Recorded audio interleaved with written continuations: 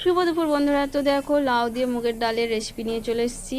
খুব সহজ পদ্ধতিতে তোমাদের আমি ডালটা বানিয়ে দেখাচ্ছি। তো দেখো বন্ধুরা, আগে কড়াতে ভালো করে মুগ ডালটা ভেজে নিতে হবে, লাল লাল করে দিয়ে ভেজে নেওয়ার পর তুলে নিতে হবে। তো কড়াতে আবার জল দিয়ে দিতে হবে। জলটা একটু যখন গরম হয়ে আসবে তখন ওই ডালগুলো দিয়ে দিতে হবে।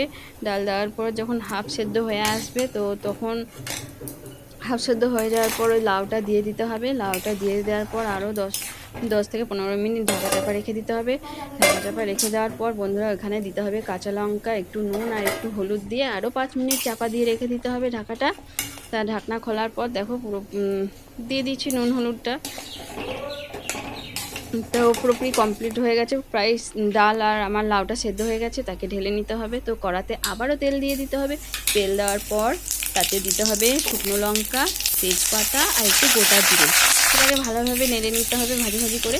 তার মধ্যেতে একটু মিষ্টি দিতে হবে, চিনি দিয়ে ওটাও ভালোভাবে নেড়ে নিতে হবে। নেড়ে নেওয়ার পর একটু জিরে গুঁড়ো দিতে হবে। জিরে গুঁড়ো দেওয়ার পর আর কোনো মশলা দিতে হবে না। জিরে গুঁড়ো দেওয়ার পর ভালোভাবে নাড়াচাড়া করে নিতে হবে। নাড়াচাড়া করে নেওয়ার পর সেদ্ধ ডালটা দিয়ে দিতে হবে। সেদ্ধ ডালটা দেওয়ার পর আরও ভালো করে একটু নাড়াচাড়া করে নিতে হবে। তো দেখো বন্ধুরা, আমার পুরোপুরি কমপ্লিট। ভালো লাগলে তো একটা লাইক